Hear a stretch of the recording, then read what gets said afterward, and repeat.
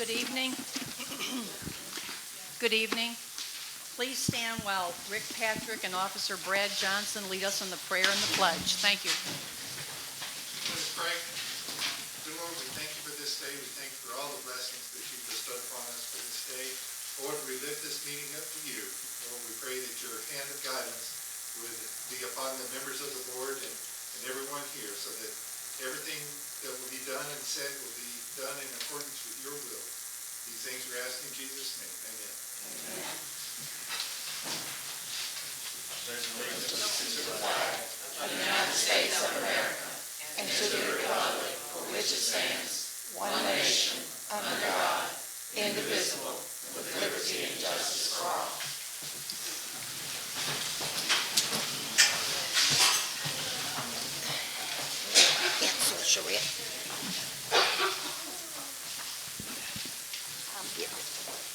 Welcome to the January 28th school board meeting. We have one amendment under items for individual consideration. We will remove 5.5 staffing allocation plan, Dr. Pickles. Due to a reduction in force, this item will be presented in February.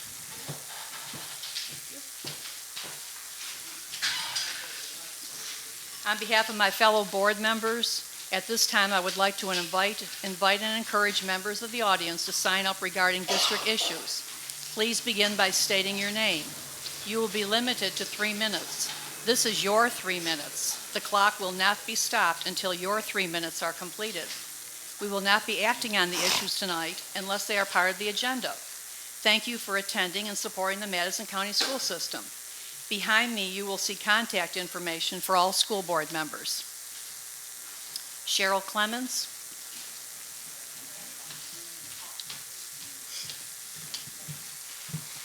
Good evening.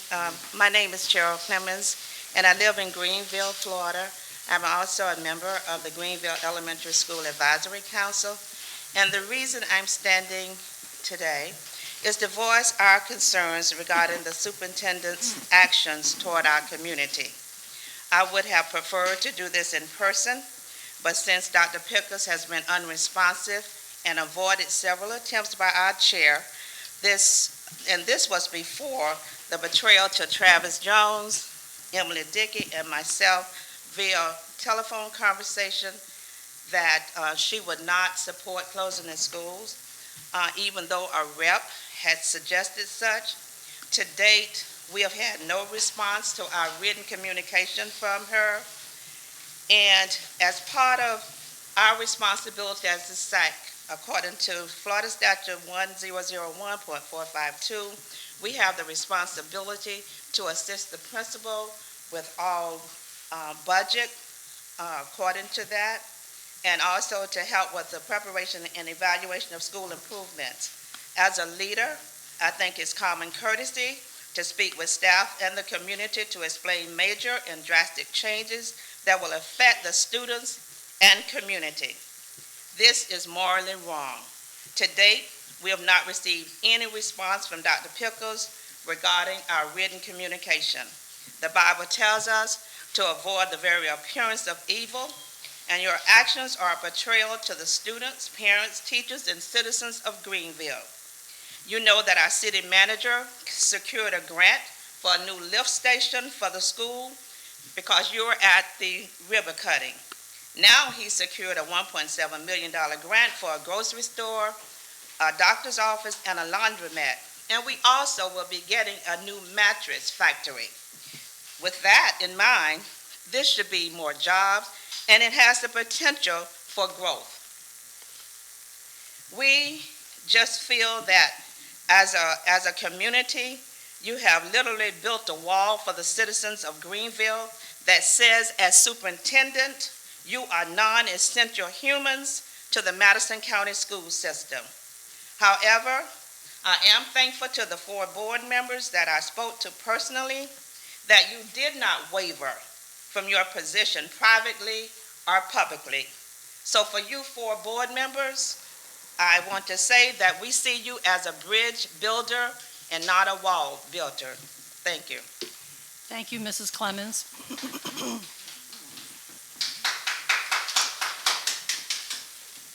I suggest you call Miss Becky and make a date to meet with Dr. Pickles. Okay. Mr. Williams?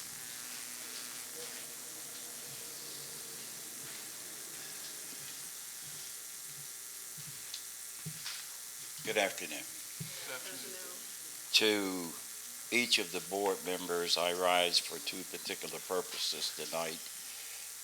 The first being that I want to continuously put before this board the seriousness of the matters that we're dealing with as it relates to the whole item of our budget shortfall and the conditions we find ourselves in.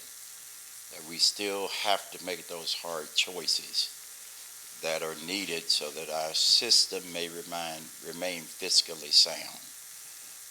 Without that, I'm not sure if the state will allow this board to continue to be in the place that they are. Those are the parameters that we're facing today. Secondly, Madam Chair, with all due respect, I would like to request of my own time that when we get to a particular agenda item, I would prefer to have my public comments there on those particular agenda items. Your policy does allow for such to take place, and it also allows that the members of the public may be able to speak 3 minutes on each of the topics. If you will check your policy out, I have a copy of it right here. That is exactly what it stipulates. Now, you as chair can absolutely deny somebody's right to speak on an agenda item at the time that it comes before the board. That's at your sole discretion. But otherwise, the members of the public should have the ability to comment publicly on any item, any new topic that you discuss as you move through the agenda. They should be able to have the opportunity to add public comments to that rather than doing so at the beginning of the meeting when most times you all haven't even started the meeting and nobody really knows what the outcomes of your discussions are going to be. So I would respectfully request that you all abide by that particular policy so the public can have the kind of input that they need to have on these particular and very important issues. Thank you very much. Thank you, Mr. Williams. Dr. Pickles?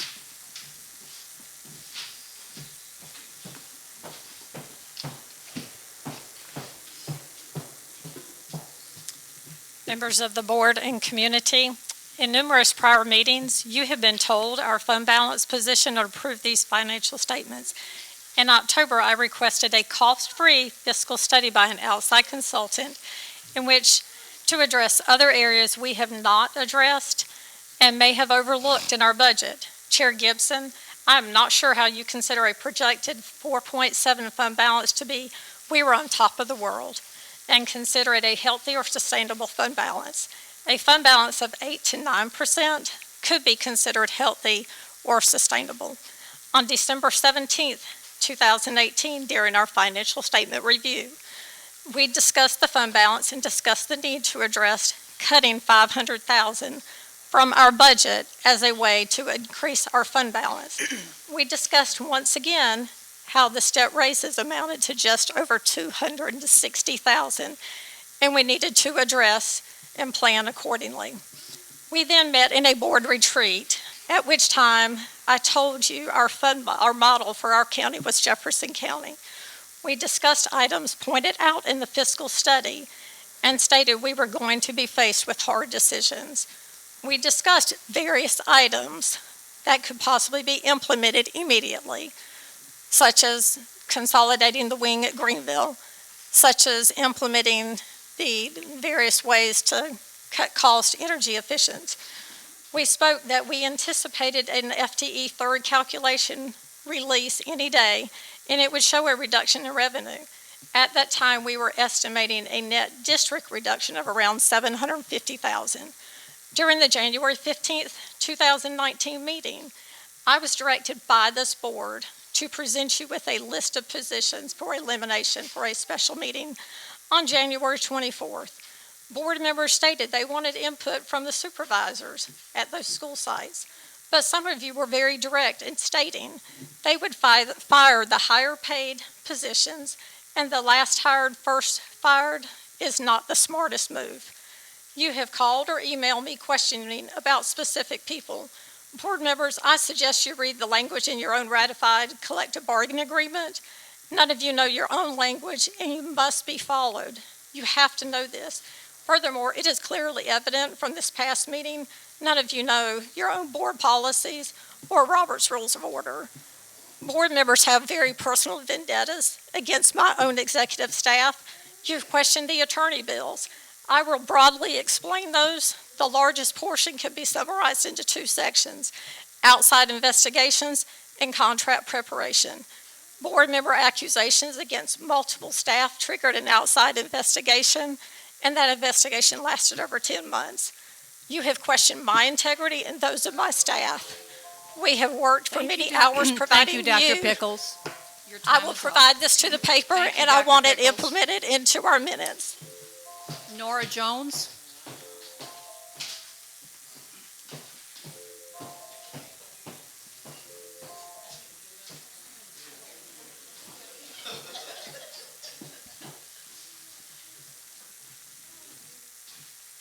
My name is Nora Jones, and I live in Greenville.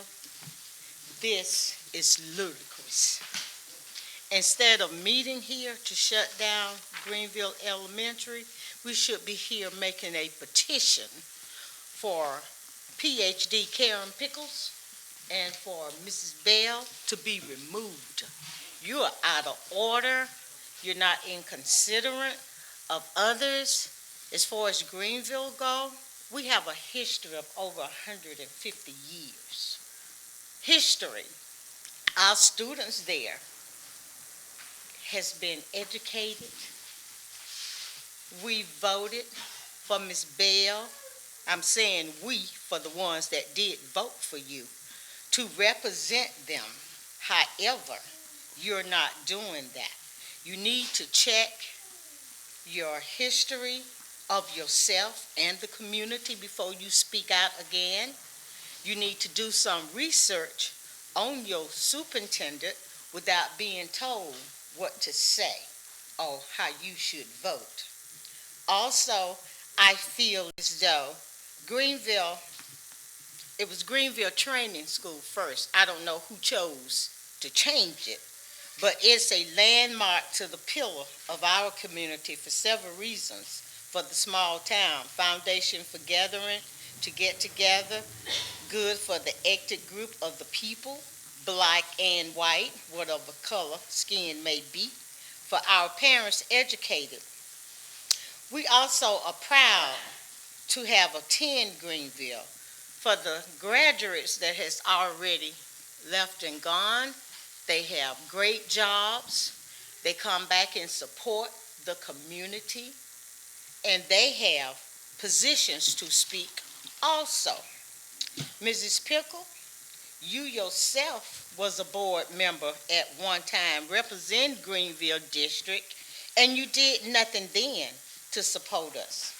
And now I'm asking you in a Christ-like way to reevaluate your process of thinking and not close our school, but support to help us.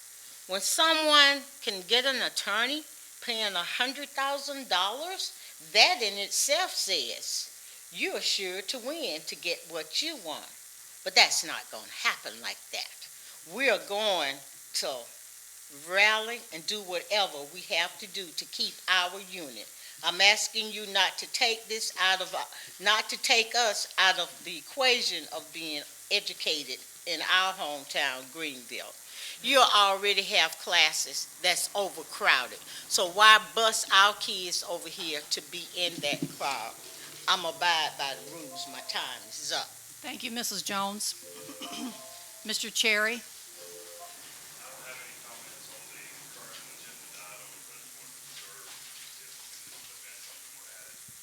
Okay. Thank you. All right.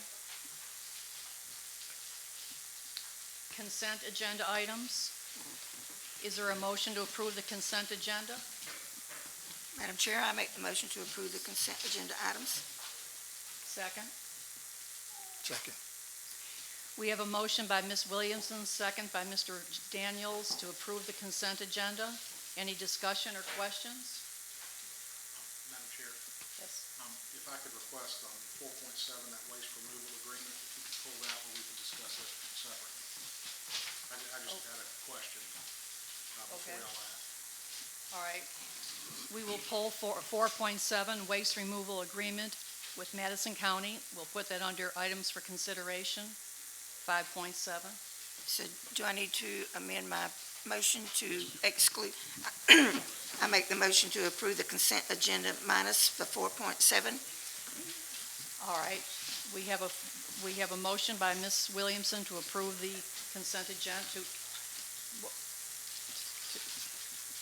what was your motion?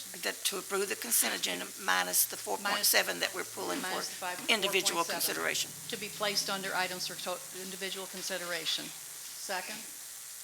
Second. Okay, we have a motion by Ms. Williamson, second by Ms. Bell to approve to change our agenda. By a show of hands, all in favor? Opposed? 5-0, Ms. Becky.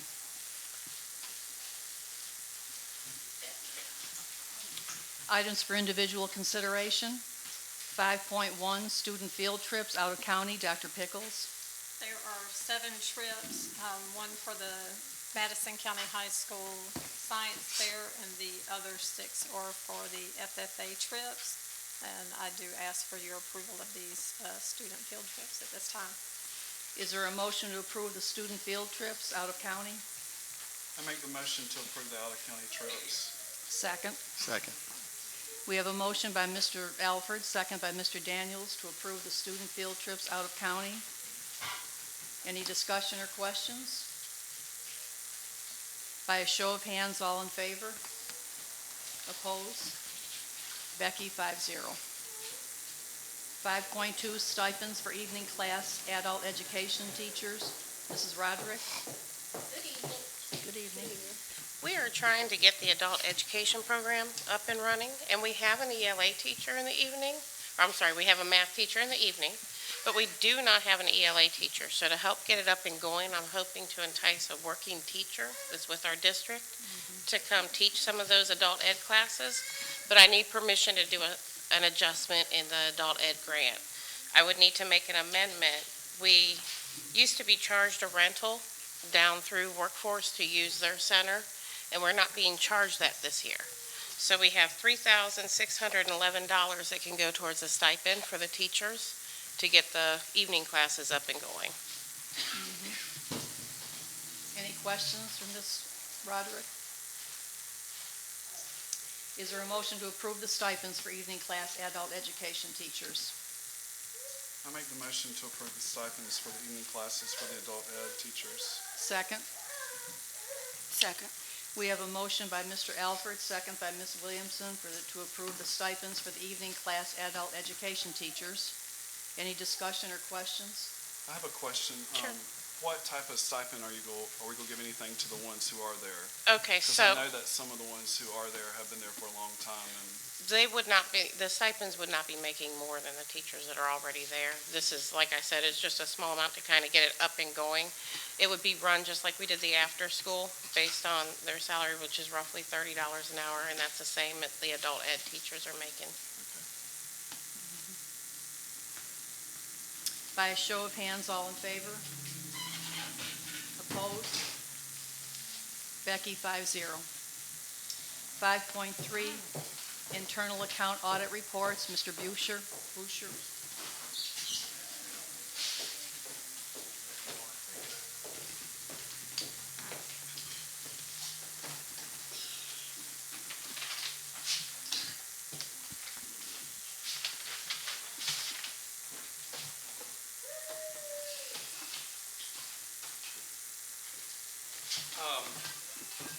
Good evening.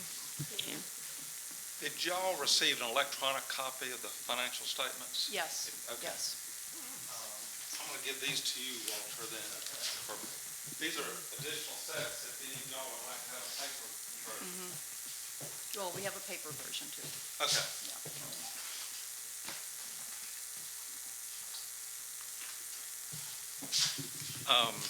In addition to that, I'm going to pass out a handout, a summary handout, just try to maybe speed things up a little bit. Y'all could just pass these around.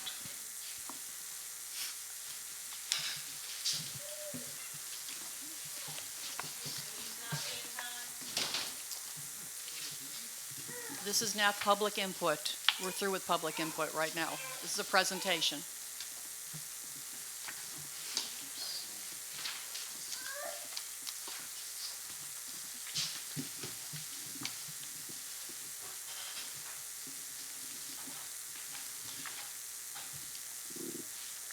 So in lieu of going through each set of financials in detail, I think it'd be a little bit of a time saver if I go through this summary, which presents the same thing. And if you got individual questions on each audited financial statement, we'll go over that, or I might touch base on just certain select things if you like.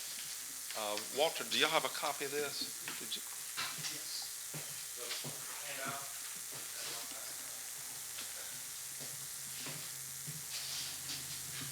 Here's one more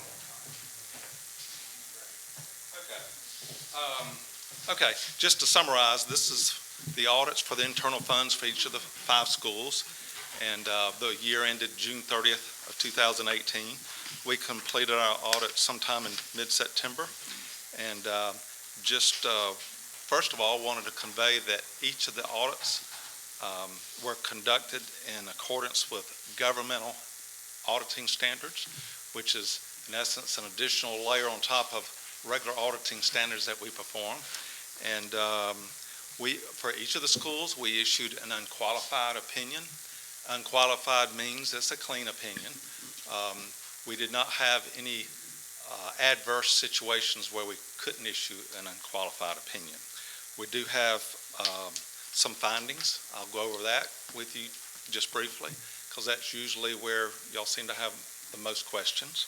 But overall, we incurred, in order to conduct the 5 audits, we incurred a little over 190 hours. And as in the past, we've been writing down our time by approximately a third. So I just want to mention that to you. If you'll turn to page 2 of the handout, this is kind of just a summary of the audit report that you have already. If you look in that box, the middle section, the annual cash receipts, you can see how much flows through each of the schools. The largest being the high school. There's a little over $556,000 that flow through, and the smallest being Greenville Elementary.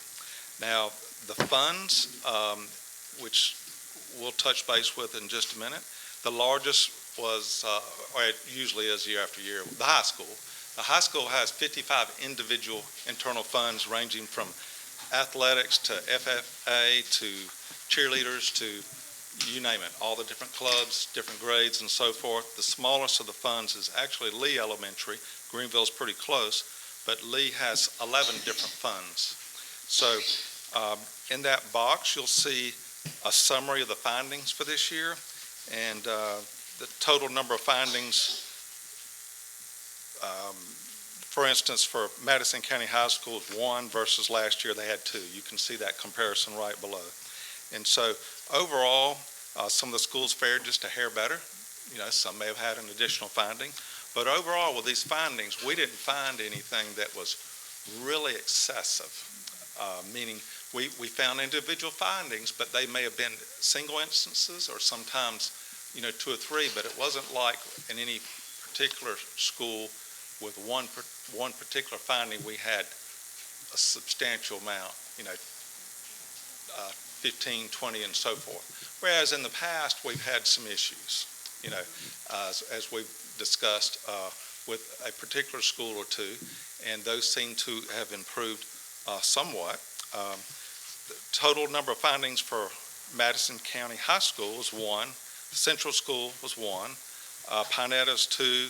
Greenville Elementary is 4, and Lee was 2. And what I want to do is just quickly go through some of these.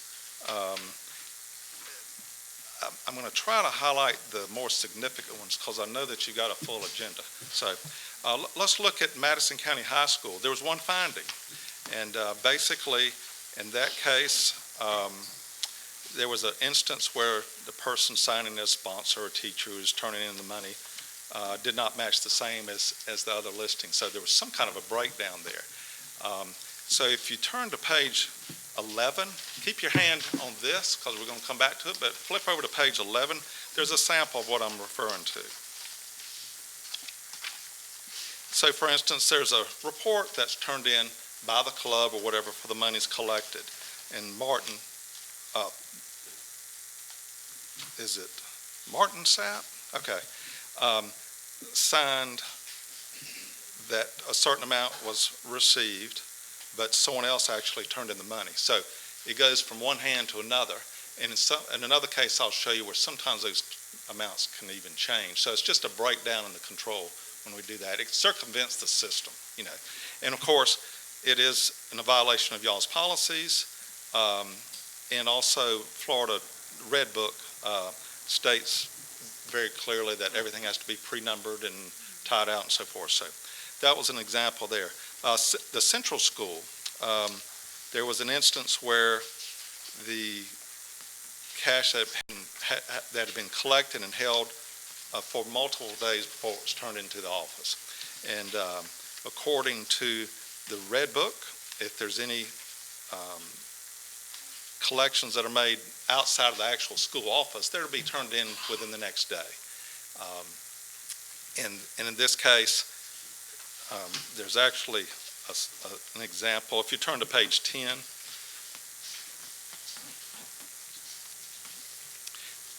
and this is with the Central School. We had the same instance with Lee Elementary, but like the money was collected on August 7th, but it was turned in on the 11th. So there's also a rule by the state of Florida through the Red Book that all monies have to be deposited within 5 days. You know, and y'all's rules are actually a little stricter. And in times past, we've addressed that, you know, particularly for some of these outlying schools, it's hard to get it deposited, you know, immediately. So let's turn to page 4, and I'll go over one example of Pinetta. Anytime there's a check requested, there's a, make sure, let's see, there's a check requisition that has to be filled out. And in this particular one at the very top, there was a missing payee on the check requisition. So it's kind of like signing off on a blank check somewhat. In other words, not everything is completed. So if you turn to page 8, I'll give you an example of that. And this would be, let's see at the bottom, that sample down there, that's where like the check payable to is just left blank. And it was for $690. So.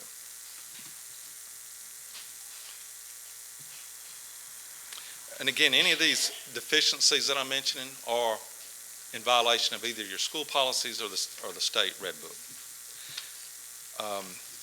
And let me mention one other thing too. I probably actually missed. Let's flip to page 2 for just a second. Let's look at that summary. All of these, well, none of these are material weaknesses, okay? The material weakness is a deficiency or a combination of deficiencies in which there's a problem with internal control in which something would happen and it would go undetected or could, okay? All of these are either non-compliance issues, in other words, compliance with your policies and procedures, or they're considered a significant deficiency, but which is less than a material weakness.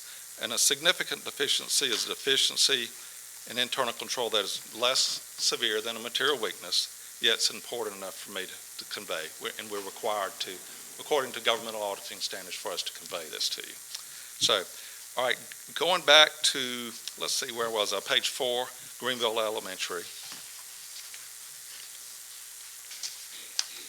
And this is a similar instance where we mentioned, you know, where money's turned in as a the person signing is not the same person that actually may turn in the money to the church to the school secretary.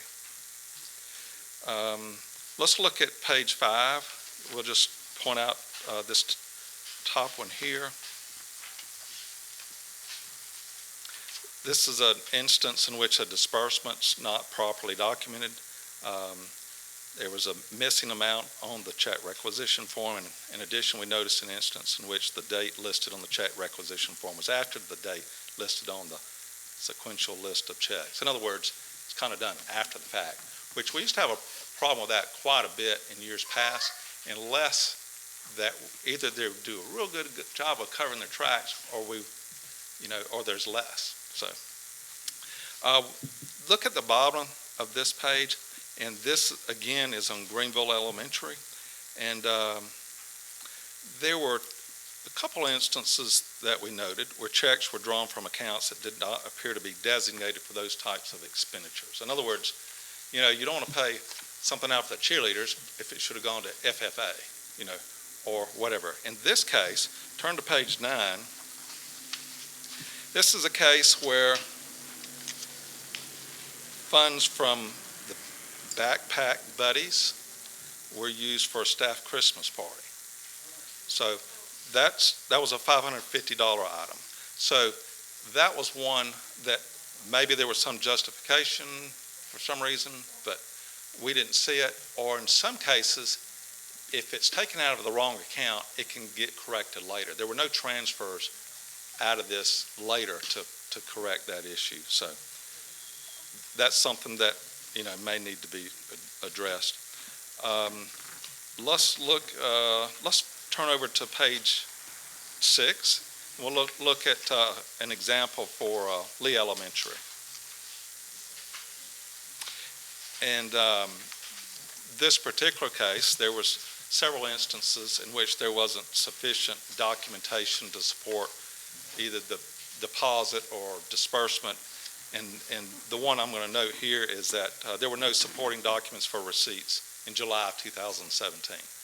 Of course, in July, that's a kind of a difficult month, less personnel and so forth. But there was, let me see here. In this case, there was an instance in which the amount received was not listed on the pre-numbered form. So a little, breakdown in controls there as well. And let me see, I think I've got a example. Yeah, if you turn over to page 12, again, this is for Lee. There was money received from Amanda Brown, but there was no dollar amount there. So, I guess in theory, if you see something like that and somebody signs off for a blank receipt, let's say if it should have been $200, did $200 get recorded and deposited, or only 180, whatever. So that's why it's important to have all these little T's crossed and I's dotted. So if you turn to, and there's more instances, like I said, I'm trying to at least highlight some and probably some of the bigger ones, but if you turn to page 7, overall, I've got 2 recommendations, and these are similar to what we've had before. Let's see. The area of most concern continues to be in the area of disbursements. Whether it's missing receipts or invoices supporting the disbursement, or check requisitions being completed after the disbursement or incomplete and so forth. So those are some things that continue to occur. Obviously the world's not perfect. These bookkeepers aren't perfect. They have been from time to time careless. There are some issues, but again, they're not substantial in the frequency of them. But there are some issues, that as usual, that need to be addressed. The other thing is, we've recommended before that each of the schools have a detailed listing of the clubs, the funding sources and uses, and responsible parties to cross-reference. Now, the issue for the Backpack Buddies, that would probably be, kind of obvious just on the surface of it. But some of these others are a little bit more obscure. They're a little harder to determine. what comes out of what, if you looked at the details. But anyway, that's it in summary.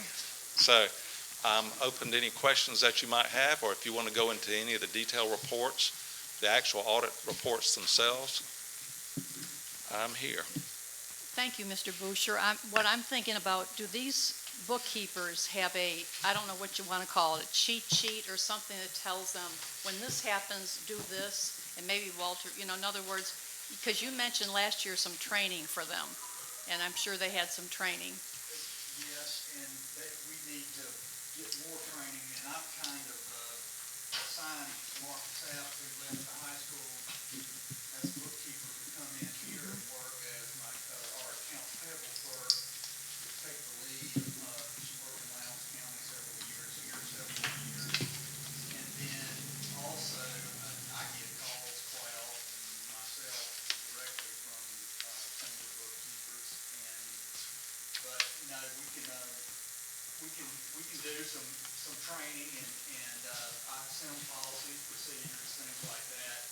And while we can get better with it, I think Mark will tell you the last 2 or 3 years, if you look at the audit findings year over year, we've seen an improvement in those. I agree. Now, I sat out there for 5 years listening to the board before I got elected, and I know there was problems during that time. I remember you addressing the problems. And the last So 2 things have years gotten have been better. improvement. That's correct. Yeah. 3 years and prior, it was kind of like this, seemed like the same speech every year, somewhat. There I were remember. quite a few. So we've seen some improvements, but particularly when you have a changeover in a position or somewhere, constant training, retraining, and reiteration of that's- certain things is important. So, any other questions? Thank you, Mr. Boucher. Uh-huh. We appreciate it. Thank you. In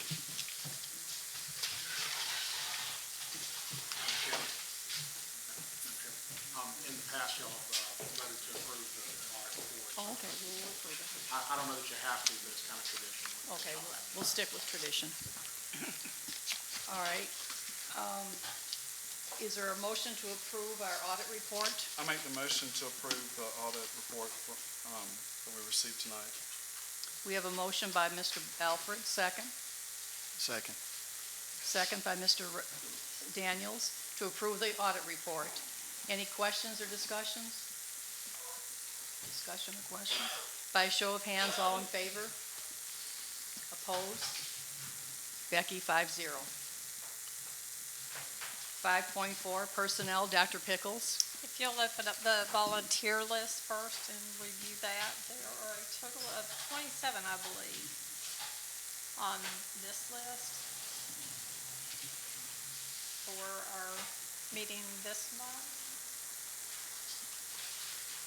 And then we have our personnel changes. We do have 2 instructional recommendations and then 2 non-instructional. And then we have an employee requesting leave until March 1st. And then we have several resignations and retirements, and then we have 1 person for our sub-list. So I do ask for your approval on these.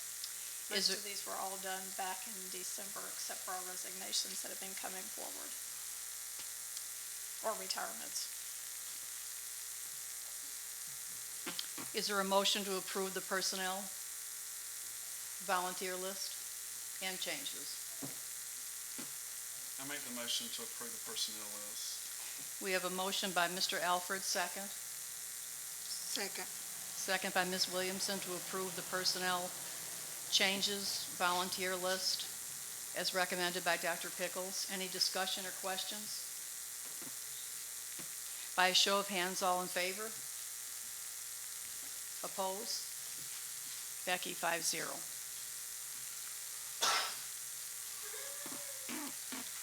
5.6, monthly financial reports. Mr. Copeland? It's okay, I'm doing on the overhead. I've got a hard copy and a PDF copy I'll send y'all also.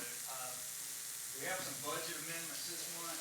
Since I'm getting this to you not so far ahead of time. We can review these, and if we need to do these that I have identified for December with our January budget amendments, that's fine. Because keep in mind, we will have in January the amendments to reflect the FTE and the corresponding state funding decrease. That is not in here. These are financials through the end of December. If I can make it bigger, people need it bigger. I don't want to make it too big. Real quick. Page 1, I've got a summary of the budget amendments. And what I'll do is, this is the summary. The next page, it'll show where they're dropped in, and I can explain what they are.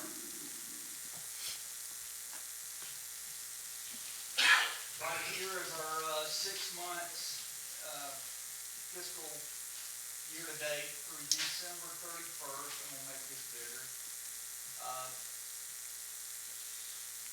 You'll see here our adopted budget right here. And then right here I've got my budget amendments dropped in, identified through December. Again, we've got more amendments that'll come in January. But if you look on the top real quick, on the revenue side, right here, small adjustment. What that is when I submitted the final budget to the state of Florida, they had an edit I had to adjust, and that's just reflecting that. The $130,555 reflects a pro-share agreement refund that we're getting probably it should be here by the end of February from Blue Cross Blue Shield on our health insurance. That'll help mitigate our policy premiums. We're supposed to get the same amount. We're supposed to get 2 of those, but I can't book the other one yet because it's too far out. So we've done a good job of managing our loss runs on our health plans, and so we'll see that money coming in. And then you see the amended budget based on our adopted and these 2 budget amendments. Right here on the expenditure side, and let me get this so y'all can see it. We've got a budget amendment, 259, 299 on the instruction side, the function 5,000. And what that relates to is our Florida Workforce Development funding that comes to us annually from the state. It's a categorical fund, and we had to adjust the carryover. We had an audit adjustment on that last year, and we had to nail the carryover down. That's funding that's restricted to just certain areas. We have done a much better job this year of spending that categorical to get it down. And also the CTE add-on bonus, the career and technical education, the same issue with that. We didn't have correct carryover balances necessarily in the prior years. We've got them adjusted now, so that's reflecting in there also. If you come on down, you'll see we've got a decrease to our transportation budget. We had an FTE transportation decrease that came about before this latest FTE decrease. I want to go ahead and record it so we're not surprised. And even though our transportation is, we're kind of going in the wrong way with our funding, as far as what we budgeted, we're still okay. If you look out here to the right, with the budget adjustment, we're 50% into the year, and we utilized 47.9% of the transportation funds. If that's not adjusted a whole lot more with this next hit, we're not out of bounds. And right here, the next one on see administrative technology. That is our digital allocation, another categorical account that's restricted to certain expenditures. And that amount right there is also correcting the carry forward balance that we have to add to this year's funding. You got to track those things or you'll get the auditors. And so that's shoring that up. And right here, the last one we have, if you see F1, actually that's an adjustment to our beginning fund balance used in our original budget. When we prepared the original budget, we don't have the final fiscal year end 18 financials fully adjusted yet. And so when we got the AFR, the annual financial report, finished, the unrestricted or the general fund balance at the beginning of this year was actually up. So that's what that's reflecting. And keep in mind, we're going through our audit right now for 17-18, and I can promise you there will be adjustments. And they could be in this way and they could be in that way, but just keep in mind that these are not finite. I'm talking about beginning fund balances. But if you see, based on our December amendments and our December year-to-date activity, with 52%, almost 53% received our revenue, that's due to our property taxes coming in our big sums. And we are 49.1% of our expenditure budget. In a perfect world, we'd be 50% revenue, 50% expenditure budget since we're 6 months into the year. But there's obviously timing differences. And we should be, on our expenditure side, we should be under 50% because June we have our instructional contract payoffs and big payroll. And so, you know, we're not in bad shape, we're not in good shape, we are where we are, and but we're at 49.1% of the budget. Taking this into account, we had budgeted, and again, it's going to change. It is hard to project. Some people don't project it. We had budgeted an unrestricted fund balance of 4.3 in our original budget. Through December, it says 4.7. This is as of December. Y'all keep in mind, we're fixing to have this big revenue decrease that kicked in with our second payment in January. I can't book all that because it's not December. But this is just to show you that we're not, you know, we're not out of bounds with our expenditure budget, and had this FTE decrease not hit us, we would have been tracking right on budget. But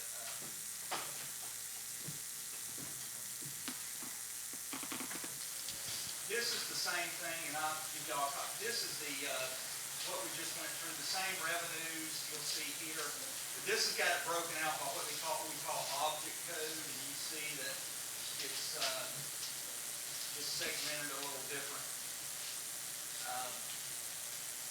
Nothing really out of line.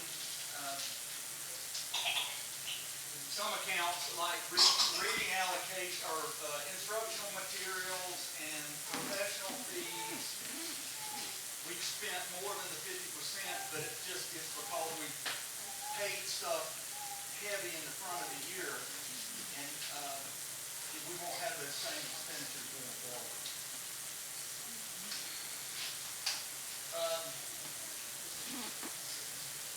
Anybody have any questions? That's in summary. Again, we'll have the bulk of our projected, we're trying to nail down the finite numbers on our January decreases, and we pretty much got it. We will have those amendments with our January financial report, and go forward. Thank you, Mr. Copeland. Any questions for Mr. Copeland? Thank you very much. All right, we have, is there a motion to approve our monthly financial reports? I make the motion to approve the monthly financials. Second. Second. We have a motion by Mr. Alford, second by Ms. Williamson to approve our monthly financial reports. Any questions or discussion? By a show of hands, all in favor? Opposed? Becky, 5-0.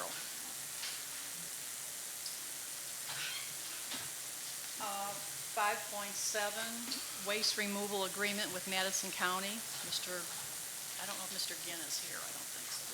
And let me just tell you real quick. Okay.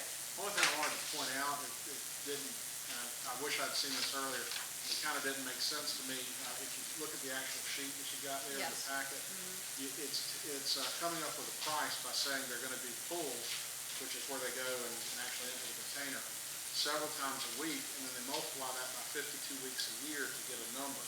Well, like Lee, Pinetta, all of those, they're not open that much. You wouldn't do 52 weeks worth of pulls. You wouldn't do pulls, I wouldn't think, hardly at all in, in July, for instance. Right. So I don't know if that affects this calculation at all. And I don't know if this is, if we're calling them and telling them to come pull whenever we tell them to, then this doesn't matter, that's just an estimate. If we're saying, yes, go ahead and come 2 times a week, that's probably not what you need to do. Why don't we check with Mr. Ginn on that? If I can address that, when Mr. Ginn brought this new updated proposal, this was just the average based on our usage. And this is how they prepared it. This was just based on prior usage of when they were coming. But I mean, so Lee's had 52 weeks worth of pulls? That's just their average. That's how the county prepared it for us. No, I This get is that, just our but average I get that's usage. the county, but they've got to charge per pull, and then they're multiplying that out. So anyway, I mean, I just bring is that to y'all. negotiable, or is that something that's a done deal?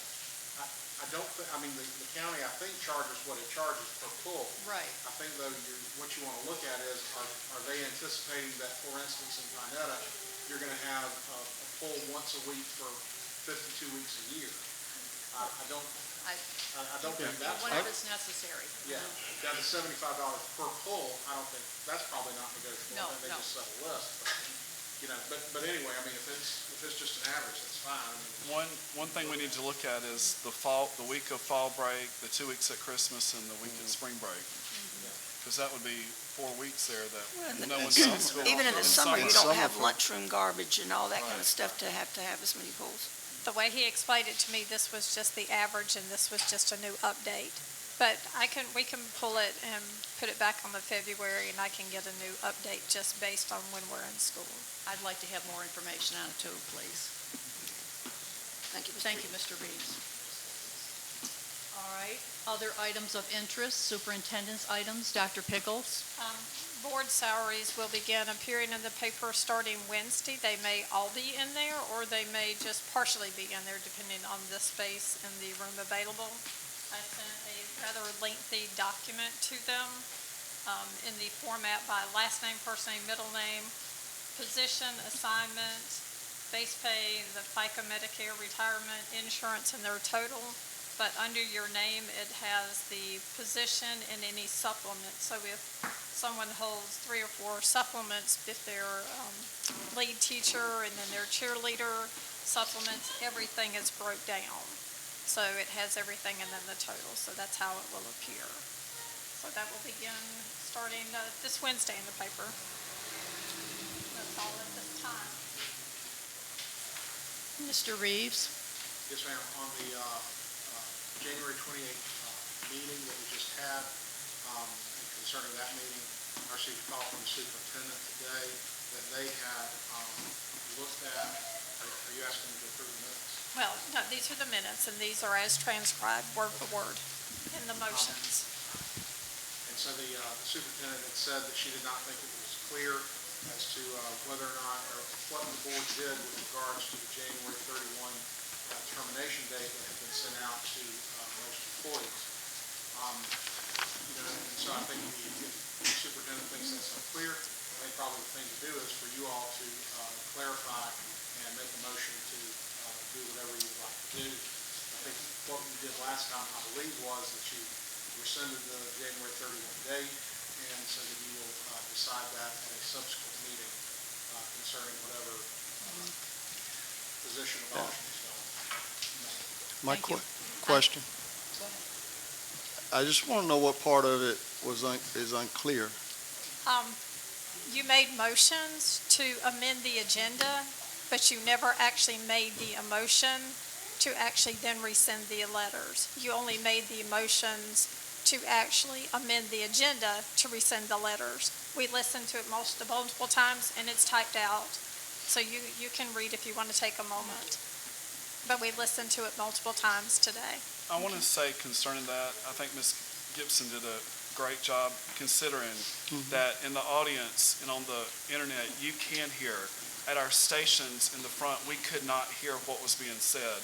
So I know people have posted on Facebook that we're incompetent and we don't know Robert's Rules of Orders, but we all have had training. We do know it, but we could not hear there. We could not hear. And the other board members may speak to that. Ms. Gibson, do you? Yes, I know the people in the audience can hear us. I know the people at home can hear us, but we cannot hear each other up here when there's Not noise. here in this room, but in the cafeteria, no. we're so spread out that It was very, It very is very difficult for me to difficult. hear. We are spread out, like you said, and it was very difficult for me to hear. But it's very easy to criticize, too. right. Very easy. So, Mr. Reeves, what do you advise us to? To make a totally separate motion. Now, this is, on my agenda, this is on the, or no, it's not on the agenda. What you probably do is clarify by amending the agenda. Now, what this board has chosen to do in the past, and let me just digress just for a moment. What this board has chosen to do in the past is it's chosen to amend this agenda by motion second affirmative vote. That's not required for school boards. School boards are administrative agencies under Chapter 120.525. The chair is allowed to simply amend the agenda if the chair finds good cause to do that. Now, what we've done in the past is the chairs have chosen to accept motions and seconds and votes and done it that way. So, that being said, Chair, you are allowed to simply amend the agenda and say there's good cause to amend the agenda. I hereby amend the agenda to consider the topic of rescinding the January 31 date for abolishment of positions. Okay. Or, in your discretion, you can accept the motion second vote. I have a question concerning the people who had been transferred prior to us even voting that are at the schools that were transferred to fill teaching positions. Now, does this affect them or they're there? They're in the school. Your decision does not affect a transfer. Okay. Because the superintendent could have transferred them regardless of whether you abolish it. All right, but And just because you don't abolish doesn't mean they would necessarily be transferred back. That's the superintendent. But even after the transfer, the positions will still be intact. Is that correct? Because we never voted to demolish or abolish the positions. So even if the transfers stand, so do the positions. Am I correct?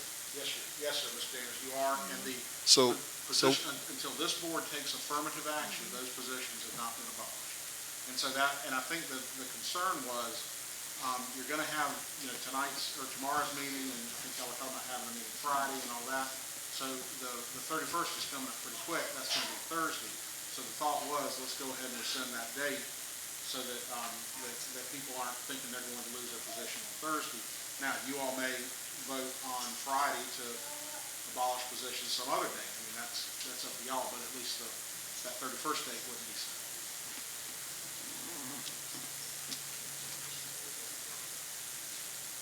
Madam Chair, may I raise a question? No, it is not public input. I'm sorry. We have not changed the rules. Mr. Williams, I'm sorry. Okay, well, I think I can make a motion. You would just amend the agenda if you choose to do that. Okay. You say it's hereby amended. Okay, we will amend the agenda.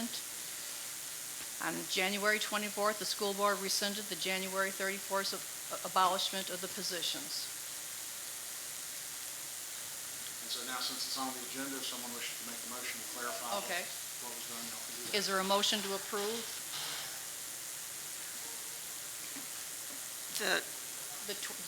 January 24th school board rescinded the January 31st abolishment of the positions.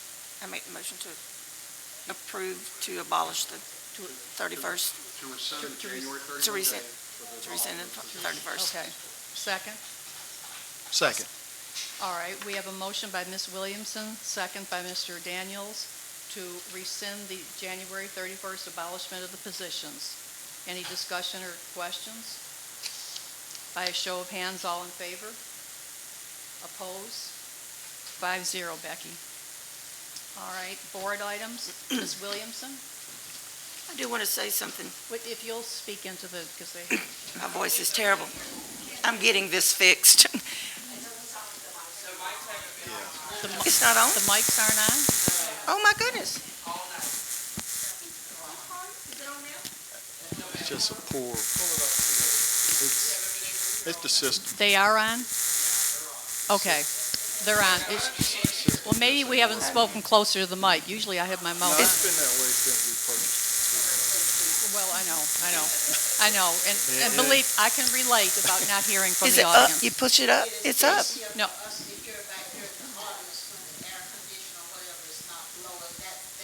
that's interfering. Well, Okay. yeah, thank you for letting us know. And please, in the future, if you can't hear, raise your hand and let us know, and it won't be an interruption. I just wanted to say that I know Dr. Pickles put a lot of time into her recommendations, and as a board member, I appreciate it. That's what she's supposed to do. But then it's the board's job to consider those recommendations, to reject the ones that we want to reject, to accept the ones that we think will work for us, to add to some, to take away from some. And that is our job. And I think that our job also is to be transparent to our employees, to our staff, faculty, and to our parents, and to the public. And that's the job of the board, and we are trying very hard to do it. We know that this is a serious situation. We take it serious. We know we are going to have to do some things that are not what we want to do, but we want to do it in the right way and to be fair to all. That's all I have. Thank you, Ms. Williamson. Ms. Bell? Mr. Elford? I agree with all of what Ms. Williamson said, and this is a very serious situation, and as a board member, I don't see where it's an issue of us taking extra time to try to come to the best decision we can to know we've done the right thing. When you rush something, sometimes it doesn't turn out well. The one question I have for Dr. Pickles, she implied that your legal bills was due to an investigation. Are you referring to my investigation? I will not comment on that. I will talk to you privately. Okay, well, this is a great time for me to put it on the table of what she's referring to. Back in, and you know what? I've never wanted to bring this out, but now I'm being forced to by Dr. Pickles. In March of 2017, I am a certified licensed speech language pathologist with the state of Florida and the American Speech Language Hearing Association. In March of 2017, we had a speech therapist who went on maternity leave. She had to go on bed rest, and at that time, the district sought out a speech therapist who at that time told the district she did not have licensure. And we hired the person anyway. I don't blame the therapist because she was upfront with the district. It was presented to every board member sitting here except for Ms. Bell that person had full licensure. Not only on March the 17th, but again on July of 2017. Again, we were presented on both occasions that the person had full licensure. It rocked on. We thought that we thought no different. In January of 2018, I work in Taylor County, and I was doing my roster verification for my students in Taylor County. When I pulled up my students in Taylor County, I was assigned to students at Pinetto Elementary School. Somehow within the district, my social security number had been placed next to the therapist without a license, and I was over the students at Pinetto Elementary. When I found it out, I called Dr. Pickles. She said she didn't know, she would get into it. Well, the time rocked on. Saturday, we still didn't know. by Monday, someone was saying that they accidentally clicked. Well, at that point, she called her an attorney to come do an investigation because she didn't trust within the department to do it. Well, again, the question I have at this point, the only thing that I've ever asked for from the very beginning was that my license would not be in jeopardy 5 years down the road for someone saying, how are you working in two places full-time? And it come back on my license. That's all I've asked for from the beginning. I have not gone after people. I know that she's implying that. That is not the case. If that's the case, I would have had the ammunition at that time to have gone after people for presenting information to this board without licensure, but I didn't do that. Okay, when I went to review it on January the 18th, I couldn't get into my roster in Perry. I couldn't get into my students, my 80-something students here. I could not pull up. I called my principal there. She looked into it. At that point, I'm calling back to Dr. Pickles. At that point, someone from this district erased all the information, and in turn, it erased all my students in Taylor County along with the Pinetta students. So at that time, Taylor County had to go back in and reconstruct my schedule. And you know, for it being said, oh, it was just a click, it's more than just a click to construct a schedule and focus. So with that being said, I mean, I take offense if I'm being blamed for that attorney bill when we could have easily self-reported to the Auditor General or the Inspector General, and we did not. Again, it rocked on, and I can say at today, Friday I went to verify my roster in Perry again, and I can't get in.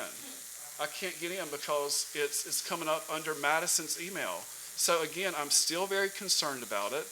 I can't verify my students there because I've been locked out, and when it was all erased, it created a huge ordeal there.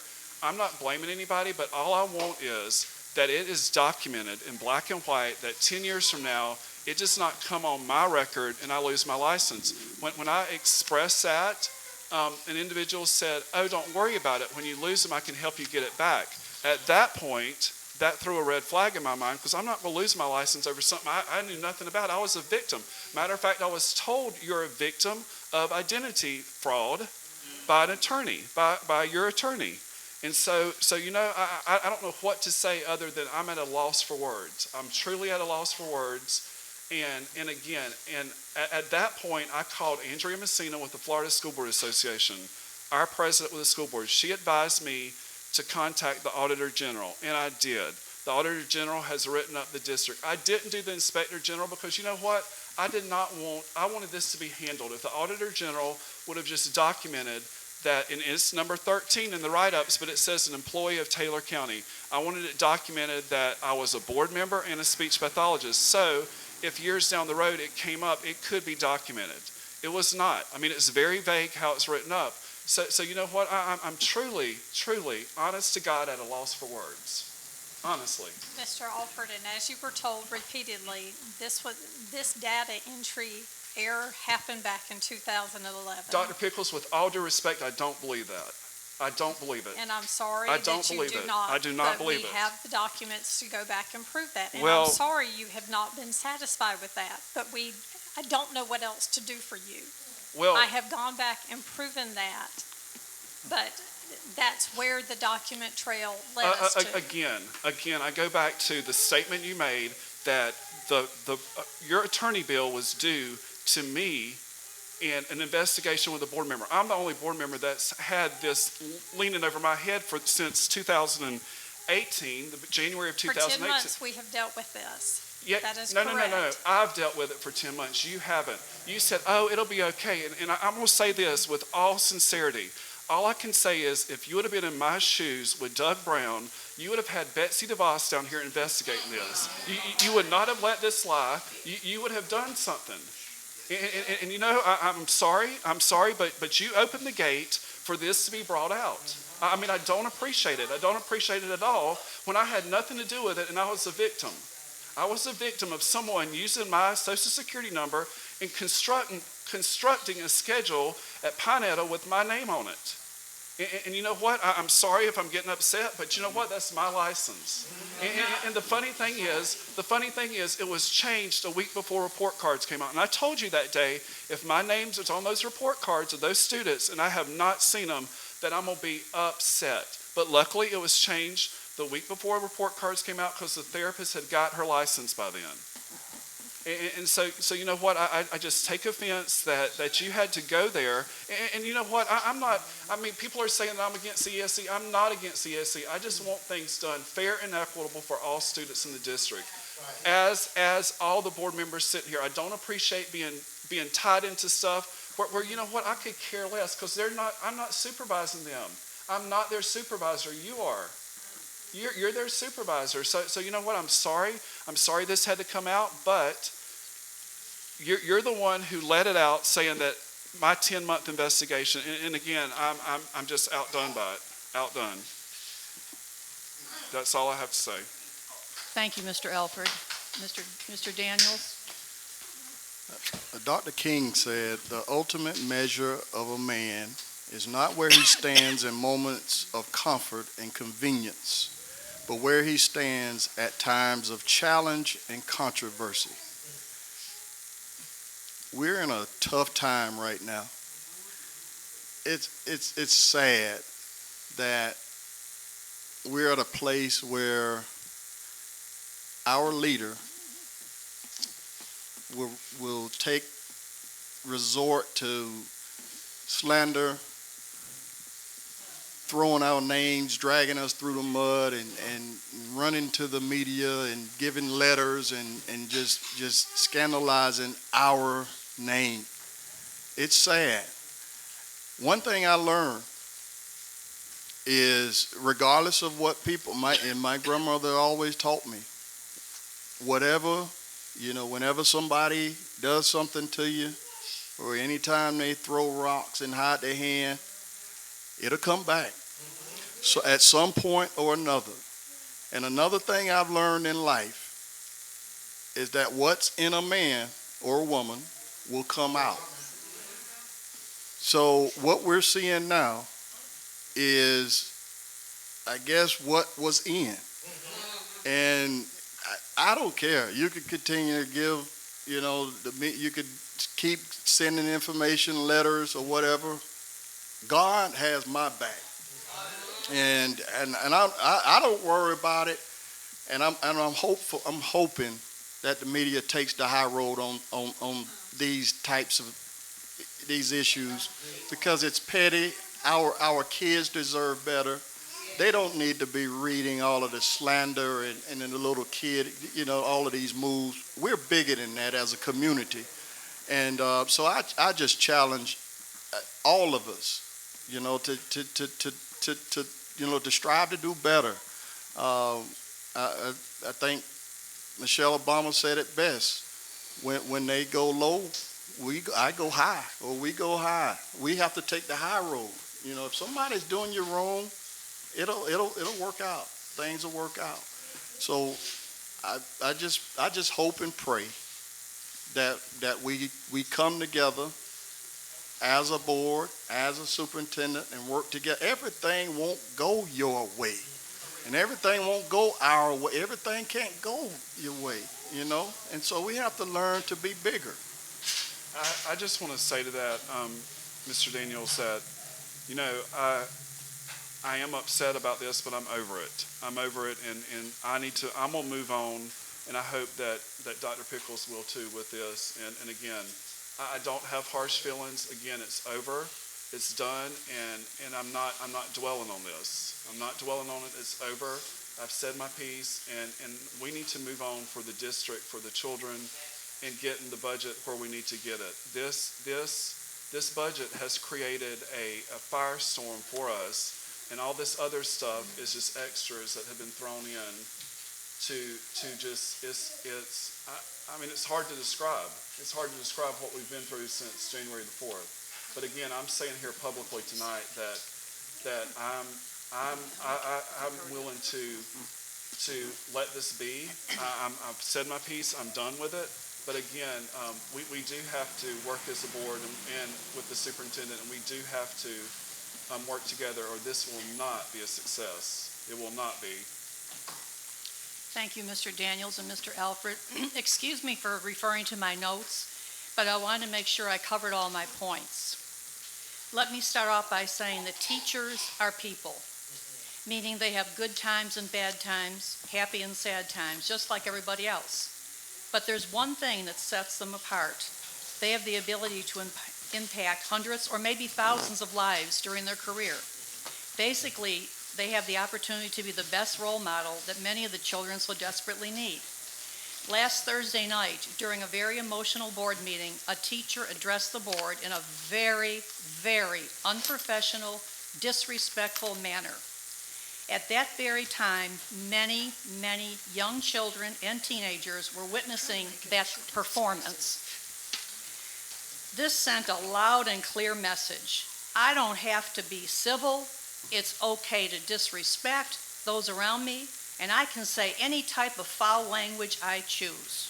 I can use any type of foul language I choose. Well, guess what? School board meetings are not the theater. This was very disappointing to me, as well as the many others who have commented on this behavior. Remember, the children are watching. Let's put forth our best. They deserve it. On another note, I'd like to take this opportunity to recognize all of our employees who are involved in our students' education. You are admired and appreciated. Thank you from the bottom of my heart. I'm in the school regularly to see what's going on. And going back to Mr. Copeland, I want to thank you for supplying us with the invoices. The only problem, there's many invoices, this is for December, there's many invoices. I've got one I'd like to question you about. It's made out to Levine and Stivers, and it's for $9,697.50. This was during the month of December. Can you give us any explanation for that? That's Dr. Pickles' attorney. Again, I'm over risk management, and I see a lot of the attorney bills and Right. books and things like that. And a lot of the attorney bills, they're not Dr. Pickles handling her issues or anything. They're handling investigations, lawsuits, employee allegations, and things like that. Okay. And Mr. Reeves is aware of and has already said, he thought it was a good plan to have a separate attorney. Again, Well, what I'm saying is I can't, we got 3,200 GL Right, lines, and you have no control over it. Okay. Yeah. All right, let me get this straight. I can Superintendents are entitled to an attorney, right? That's a state law, I think, isn't it? I mean, If they're being sued. if you're being sued, I would think, yes. When the superintendent has a conflict with the board, the superintendent's entitled to counsel. And the Okay. board, and of course, the money for the district comes from the board. The board becomes the first string. So when the superintendent has a conflict, the board has an obligation to provide funds to the superintendent. Okay, I mean, did you say when the superintendent has a conflict with the board or just a conflict? Okay, so in other words, we've been in office for 2 years now. Has there been conflicts for 2 years? Have you had conflicts for 2 years? The December bill for Levine and Stivers was $2,400, and most of it was due to the employee termination. Okay, but, all right, I just want an explanation. I'm looking at the invoice. All right, And if I could say one thing. yeah, go ahead. What you've got there is a list of payments, not invoices. I think what you want is the invoices, because the way myself or other attorneys bill is you have a matter and you say, research, motion Yeah, to well- dismiss this, and then a certain amount of time there.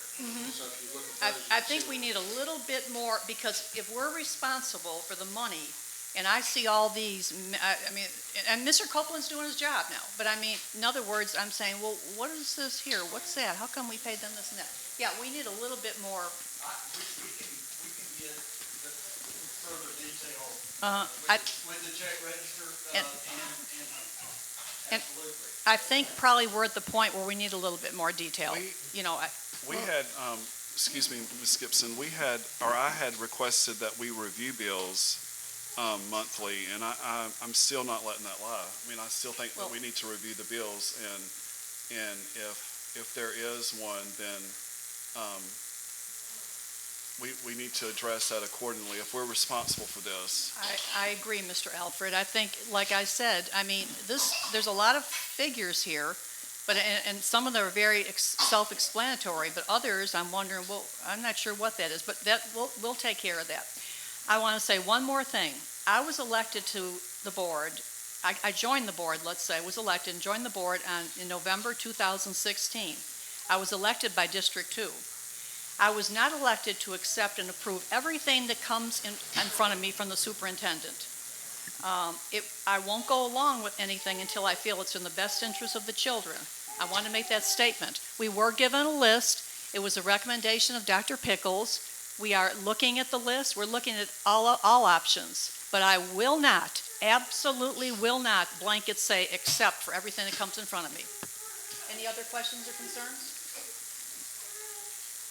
When are we going to set for the date that we review the bills? Well, when would be a good Mr. time? Copeland. Mr. Copeland.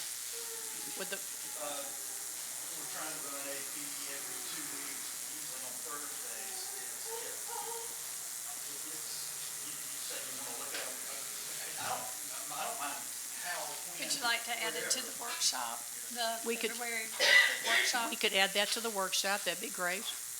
If that's okay with It will have to be a compiled list. You may have enough to do on that workshop. You might need to do another workshop, because we could do another workshop. this We're is gonna- available to meet anytime. I mean, we've met many, I just think that we're at a crossroads where we need to do this, where we're not put on the spot anymore of this being in our face, Well, that don't we- it's our fault that this has happened, because, again, to some degree, we knew the attorney was here, but we had no idea that it was this no. expensive. I mean, from what I heard, I don't know of another district that has an attorney, school superintendent that has an attorney. I can only speak to our past, and it would be interesting to, I don't know of Mr. Roberts having one, nor Ms. Miller. I can't say for Mr. Brown.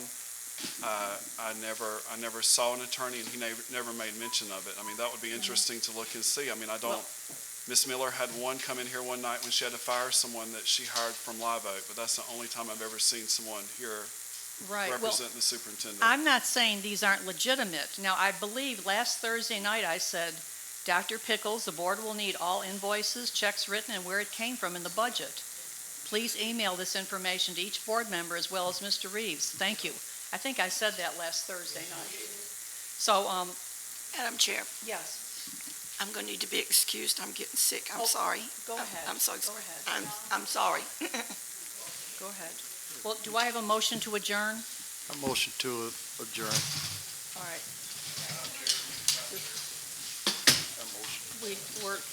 We don't, it's not Second. public input. You can speak to us afterwards. A second? Second, Ms. Gibson. Okay, we have a motion and a second. Meeting is adjourned.